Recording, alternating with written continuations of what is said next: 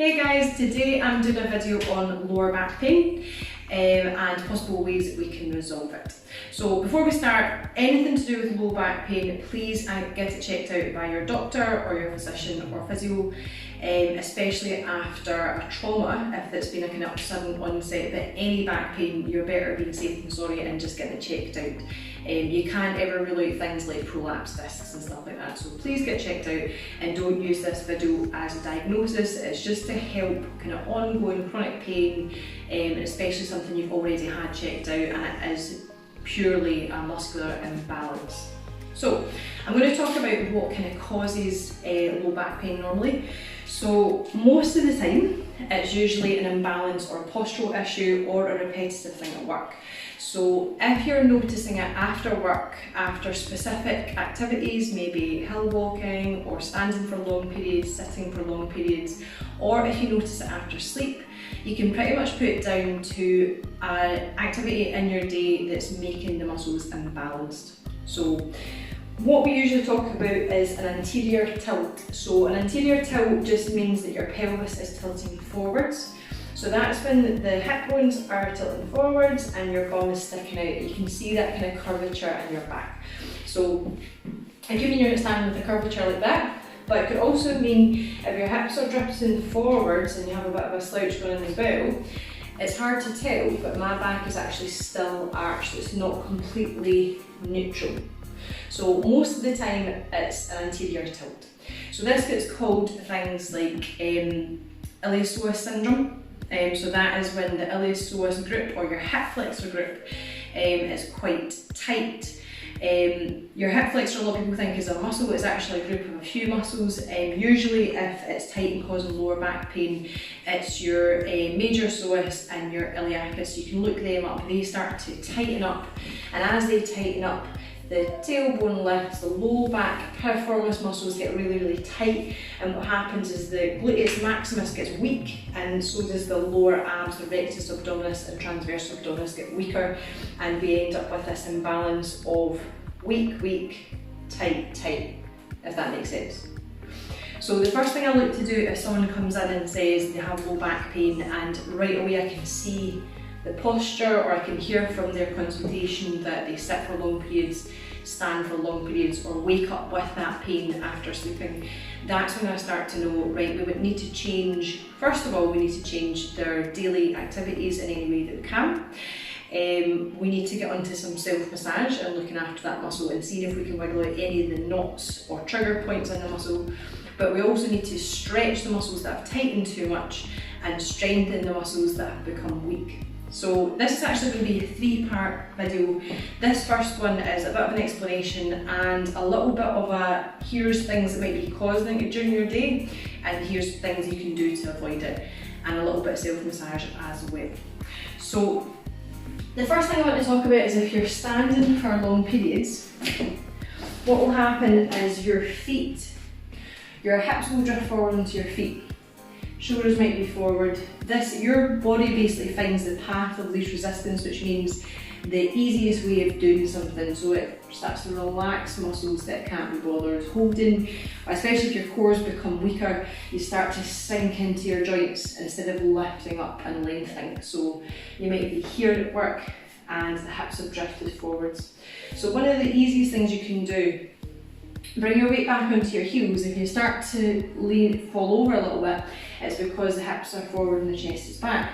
So what we need to do is bring the hips back and then tuck the tailbone under. So a good activity is just to work out, is your hips back, neutral or posterior? So are they kind of in a crunch? Are they in the middle with the abs engaged and braced? Or are the abs disengaged and is the back kind of feel like it's squished? So pop the hands to the hips and try that. So you're going to bring the weight back onto the heels, draw the sit bone down, engaging your abs, lengthening your back. Now arch again and relax your back, feeling the vertebrae kind of squish on top of each other, and then try and lengthen them away from each other. Draw the pelvis down into neutral, engaging the abs. Try that a few times. Even try it with a mirror. Look in front of a mirror and see, is my hips forward, is my weight on my toes rather than the middle of my foot or my heels. So ideally you want to be back into the middle of your foot with your tailbone drawn down when you're standing for long periods. One thing you can do, I'm going to use a ball for this, but if you have a stool at work, if it's a work thing and you're stuck behind maybe a reception desk and you're not allowed a chair, which I think is crazy, if you're in one of these kind of workplaces, you can also put one foot on a stool, even slightly higher than that. If it lifts your knee up and forward, what you'll notice is with my pelvis, if I'm in this position, it forces the pelvis to tuck under. So that's one way you can resolve that, and it means you don't have to always be thinking about tucking, especially if you're working away, dealing with clientele. You can do something that activates your abs or at least pulls the pelvis inwards, so you're not as likely to do it. If you are going to do this option, make sure that you are doing both legs, so we're not causing imbalance across the hips, because that's another thing that could be an issue, which we'll talk about in a little second. Next thing could also be your seated position. So even if you're kind of seated, you're maybe slouching, we're here, there's still a curvature in that lower back, the pelvis is tilting, that interior tilt. What you could do here, and it's very similar to the standing one, is have a stool under your feet, and you need this stool to lift your knees above your hip height. So if you can do that, you'll notice right away the back lengthens out. I can now type with a nice straight back. The only issue might be that the shoulders come forward, okay, so that's the only thing to think about there, but it is possible to keep a nice straight back, whereas before, knees below hips, that's when we get this low back issue. One of the theories as well is that we don't, in the Western world, squat to use the toilet. We're always sitting at right angles or less than right angles, where everything's comfy feeling. There's not a lot of muscles, core muscles, leg muscles engaged, glute muscles. So then it causes this imbalance where this is just getting squished instead of activating our core. So there might be a little issue there. Although I love a toilet, I'm never going to opt for a hole in the floor ever. But I do think we're missing it as a species a little bit. So yeah, here's a stool you can use, knees up, off you go, and that will sort you out if you are seated for long periods, and that's when you're noticing the pain. Now, a lot of people tend to find it's not both sides, it's not equal, it will be on one side, maybe their dominant side, more than the other, and that's simply because they're sitting cross-legged. And it will be in the leg that's hiked up. That's the hip that's lifting up, that's tightening up even more, especially if you're stressing about emails or deadlines, that starts to really tighten up. So your piriformis on that side starts to tighten. The sciatic nerve actually runs between two muscles, so it could be that one of those muscles getting inflamed and tight, and it's maybe not causing as much as sciatica, but it's starting to press on the sciatic nerve so that it's causing pain deep into the back of the hip. So if you notice it on one side, we want to avoid crossing over one leg. You might want to switch legs if you can avoid. If you find you have been sitting cross-legged, what you can do is bring the ankle above the knee. We'll go over this again in the stretching video, and lean forwards instead and start to stretch right into the piriformis and the gluteus medius. So those are the muscles that might be squishing that sciatic nerve. So that's one thing to think about there. If you find it's after sleeping that you're feeling it, especially on one side, if you feel it on one side, chances are when you're sleeping in this position, and that feels really comfy. I'll move back so you can see it. So this is tight. We're starting to create tension into the hip, we're creating imbalances across the hips, which is what we want to avoid. If you want to keep side sleeping, what you can do is, one, make sure you've got two pillows under your head, one pillow between the knees if you want, but one thing you could do to stop this knee lifting over is cross your ankles, cross the top ankle below the bottom ankle, and this might seem quite uncomfortable, but it's actually so comfy, especially once you get used to it. So your knees stay level, the hips stay level, instead of this lifted, crunching position.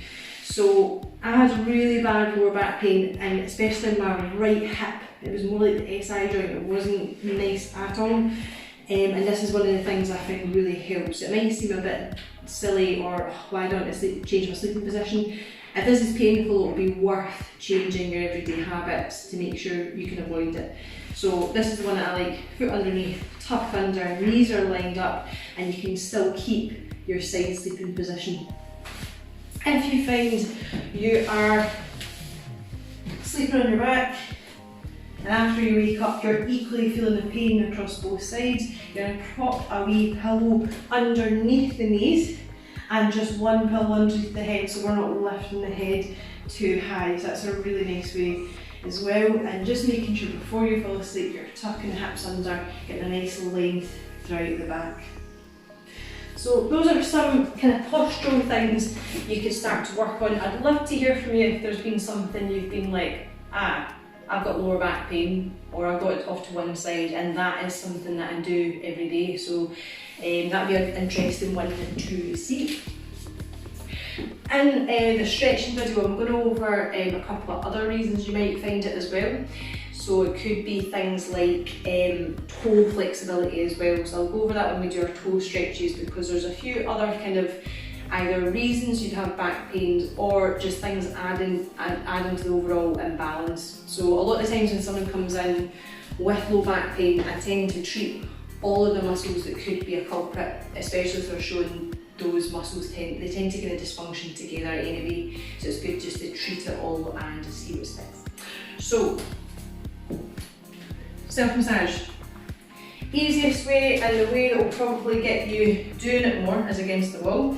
So you basically take the ball and pop it top of the bum cheek underneath your hip bone. So find your hip bone just underneath there. You pop the ball, this little lacrosse ball. You can use a tennis ball, but I think they can be quite soft sometimes. So this is quite a firm lacrosse ball. I'm taking my feet slightly forward, and I'm not just moving the hips side to side, I'm actually rotating the hips, starting to dig into the top of the butt cheek. And you'll find that when you roll over it, you'll find a bit of an achy pain. Nothing too sharp, but it can kind of take your breath away a little bit. You're going to keep breathing through it to allow the muscle to relax. And yeah, you could be running over a bit of a trigger point. So what should happen with a trigger point or any scar tissues, we're hopefully going to break it down a little bit. So you just move side to side. You do that for 1 to 5 minutes tops. And if it's not really dissipating, but you can find there's a set bump that's really, really sore, you roll over onto the bump and just hold it and breathe. So that's called trigger point therapy, where we just press into the trigger point, or it's a part of trigger point therapy, and eventually it starts to dissipate. And then we move on and we try to find anything maybe slightly lower or slightly higher. So this is one of the easiest ones. You could jump out of bed, give it a little massage. It's something that really, really helps. Especially in the later video, I'm going to go over some stretches. You could do massage, stretch, and it's a really good little combo. The harder one to do, but also a great one to do, is massaging the same spot on the ground. So you're obviously pressing a lot more of your body weight, but it's a little bit trickier to do if you find it hard to get up and down off the floor. So this is why I'm saying this is a slightly harder option. So again, you're just going to dig in side to side, finding the point that's sorest and maybe breathing and just pressing down into it. And then after about 3 or 4 breaths, normally you start to feel it dissipate and you're able to move on and massage. So this is us massaging your gluteus medius and your piriformis, those two muscles that can get a little bit tight, start to lift the hips and cause a bit of that anterior tilt, and they start to squish down on the sciatic nerve. So if you've been reading into back pain, you might have read into things like piriformis syndrome. This is the muscle that we're talking about. Now, another muscle called your quadratus lumborum, or your QL, sounds a bit like a Harry Potter spell. It's off to the side, so it's not quite on the spine, especially if you find one side is a little bit tighter than the other. This might be one of the muscles that's pulling you down into the hip. So we go from the spine just off to the side, so it's off to the right side if that's where the pain is. Now this is quite a tough muscle and it's quite close to the rectus spinae, which is quite a tough muscle as well. So you might find side to side you're not really getting deep enough to feel anything.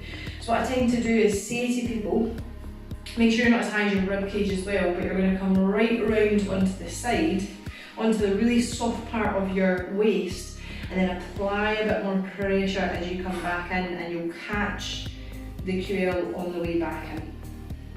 You might need to move a little bit higher or a little bit lower if you're not really feeling it, but when you catch it, you should really feel it. But I'm actually really pressing into the floor to press back into this one. Quite like this one. But yeah, feel free to travel a little bit lower and go as far as you can right onto your side, and then push back. You're trying to get into the soft part of the tissue, the soft part of your waist, to then push back into that muscle. Wow, I just feel it there. So I didn't feel it higher, I just felt it a wee bit lower there. Wow. So yeah, this is a really nice technique. This is usually the first one we start with because massage is always a great place to start, just to kind of tease that muscle, bring through some more blood and more nutrients into the muscle, break down any scar tissue and allow it to heal. So it's a great thing to do. Even book in with a massage therapist as well, a sports massage therapist or a trigger point massage therapist is fantastic to go to see. But like I said guys, if it's a bit of a mystery pain, if you've not waited to see about it already, please do. But if you've noticed some of these things and it's been after work or after sleeping and these kind of things start to help, then that's good to hear, that's good news. So feel free, if that's feeling okay and you want something a little bit harder or a little bit more advanced to do, check out the second video. We're going to go over some stretches which will help with those imbalances, and then the third video is going to talk about the strengthening exercise. Okay, have a great day guys, bye!